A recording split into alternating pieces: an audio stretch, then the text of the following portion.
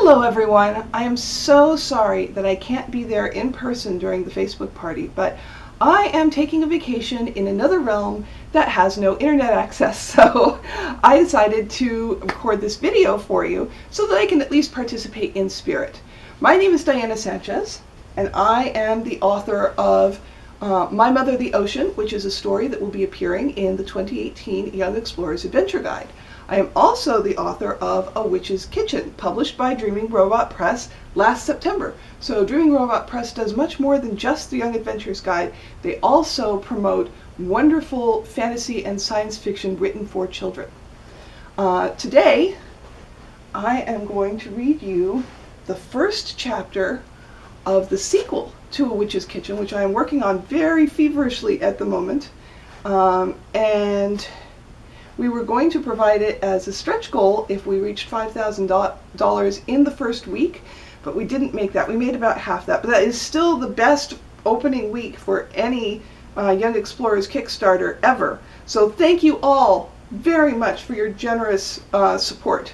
So I thought it wasn't fair that you guys didn't get to see the first chapter, so I'm going to read it to you anyway. And it is called The Problem with Promises. Deep in the enchanted forest realm, in the small village of Pixie, in a home neatly woven into a gap in the briar hedge around the sleeping castle, a 6-inch tall, 10-year-old, blue-skinned Pixie woke with the dawn, even though it was the first day of school vacation. Quick note, today is the last day of school for my children, so this is a very timely piece to read right now. They're all gone, so that it's nice and quiet in the house and I can read this to you. Today's the day, Petunia thought, and a quiver of excitement ran through her. She opened her eyes to Daisy's curved yellow back pressed up against her cheek. Petunia lifted a purple knee off her stomach, Vetch's knee, it turned out, and turned her shoulder away so that Clover's green foot fell out of her armpit. Petey was curled up behind her knees. Carefully she sat up, put one knee over Vetch, and stuck her foot in a bare patch between him and Holly. Petunia picked her way among the sleeping forms of her sisters, brothers, and cousins, all sprawled across a single enormous mattress stuffed with dandelion fluff. At last she reached the edge and stepped off gingerly, avoiding Primrose, who'd fallen off the bed again. She paused to gaze at them for a moment, listening to the chorus of breaths and grumbles and soft snores. I'm going away for 10 whole days, she thought. 10 days away from this. 10 days of sleeping alone. Not once in her life had Petunia slept in her own bed. To be able to stretch without whacking someone next to you, to sleep without being nudged or jostled or rolled over. What would it be like? Would she miss her sisters and brothers, or would she finally get a full night's sleep? No one stirred behind her as Petunia tiptoed out into the hall, then sprinted for the bathroom. A short while later she emerged clean and wearing her favorite daffodil dress. Petey was waiting for her just outside the bathroom door. He raised his arms for a hug. Petunia sighed and gathered him up. He was only 5 after all. Why are you awake so early, Toonie? Petunia rubbed noses with him, which made him giggle. I'm sorry I woke you up, Petey. I'm going to stay at Millie's house for a few days while she's in the logical realm. Petey shuddered. Ooh, scary. But if Millie's going away, why are you going to her house? She needs someone to take care of Thea. You remember, the baby tree? Petey nodded. They had visited Thea a few times. Why can't Millie's mum take care of the baby tree? Can you imagine Bogdana doing that? Petey screwed up his face, then reluctantly shook his head. Too grumpy. But Toonie, he protested, who will take care of me while you're gone? Petunia laughed. Oh, nobody. Just Mum and Dad and Holly and Vetch and Clover and everyone else. You've got a whole family to take care of you. Thea only has Millie and me. I don't want you to go, he told her. Petunia looked him in the eye. Petey, I made a promise. His eyes grew wide. A Pixie's promise? He asked. She crossed her fingers behind her back. Yes. The little green pixie nodded solemnly. Okay, then you have to go. I gotta go potty. Petunia let him slither out of her arms, and he darted into the bathroom. She suppressed a twinge of guilt as she packed a basket with her things, dresses, underwear, a spare acorn cap, and of course her reserve pouch of pixie dust. She hadn't actually made a promise to Millie. She'd just agreed to help out. But it feels like a promise, Petunia thought. A pixie's promise was serious business, a magically binding contract that would compel Petunia to do anything and everything she could to fulfill that promise. Pixies who failed or broke a promise suffered terrible consequences. One of Petunia's cousins had turned into a mushroom when he failed his promise, and it had taken several pixie sorcerers to turn him back.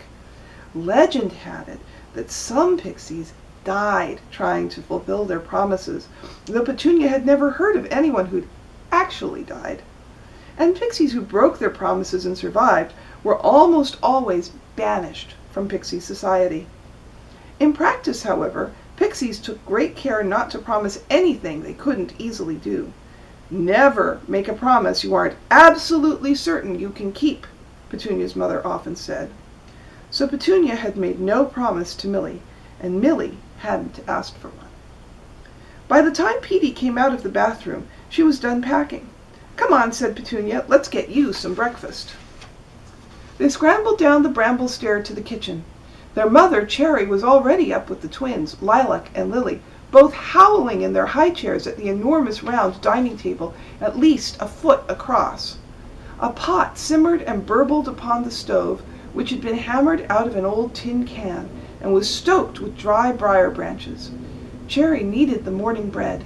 Her normally pink cheeks flushed bright red with effort, the muscles of her arms flexing smoothly.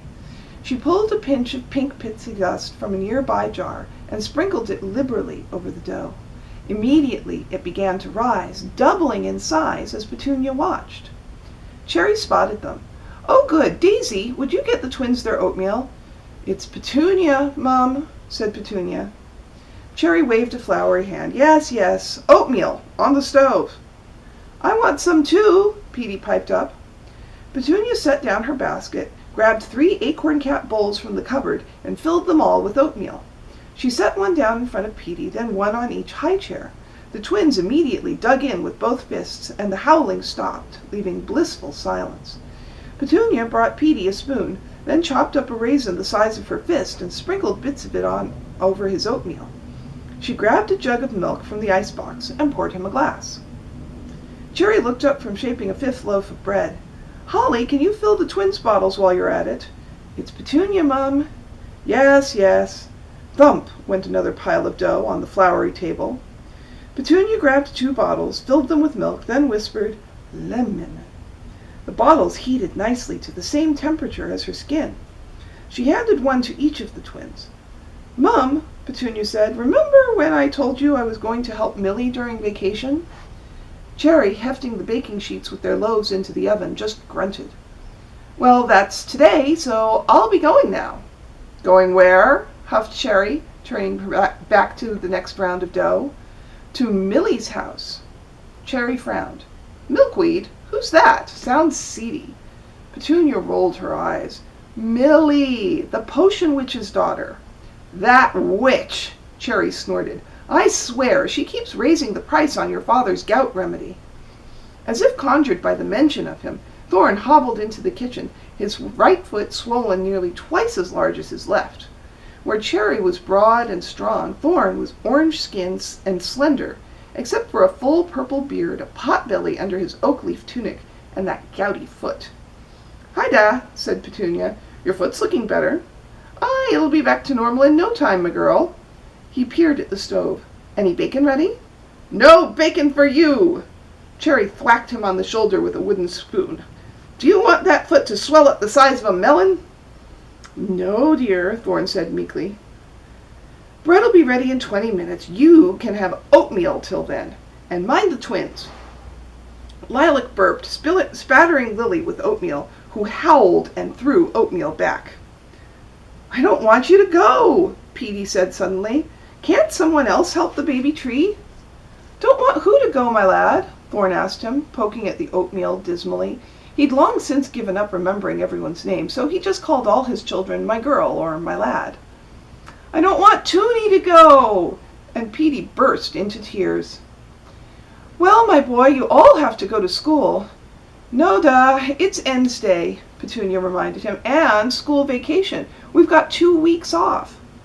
2 weeks? With all of you underfoot? Thorn tried and failed to hide his dismay. How will I get all my briar weaving done? Thorn's magical specialty was plant taming, and he'd given their cozy apartment in the hedge improvements such as watertight outer walls and ceilings, and running water reeds in the bathroom and kitchen. Well, I'm going to Millie's, so I won't be here, Petunia said. Good thinking, my girl, Thorn said. She's the one makes those excellent scones, isn't she? Bring some back for us? Petunia sighed.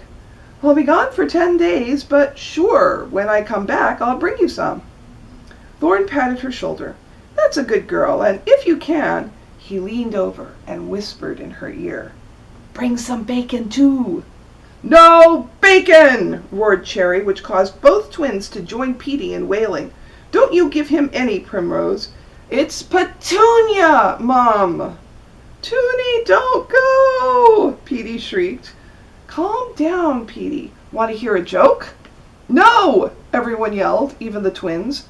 What did one wall say to the other wall? Petunia asked, despite the fact that everyone had clapped their hands over their ears. I'll meet you at the corner. Thorn's twisted face revealed he'd heard her anyway. Didn't you say you were leaving? He asked. Clover came pounding down the stairs. Mad morning as usual, he said cheerfully. What's for breakfast? Oatmeal, said Petunia. Look, I'm going. Watch Petey for me. Clover shrugged. Sure. No bacon? Petunia seized her basket and rushed out of the kitchen as Cherry began roaring again.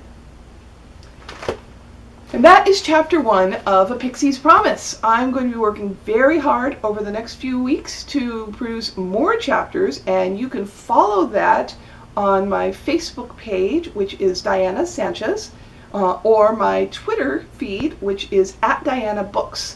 I am also participating in the Clarion Write-a-thon, so if you go to clarionwriteathon.org, and you'll find that on my Facebook page too, you will get to see snippets of subsequent chapters. So stay tuned. There will be much more going on in the Enchanted Forest realm in the future. And please, while you're here, support Dreaming Robot Press and support Young Explorer's Adventure Guide, because there's really nothing else like it out there. Support great science fiction and fantasy for kids. Support children's imaginations. Thank you so much.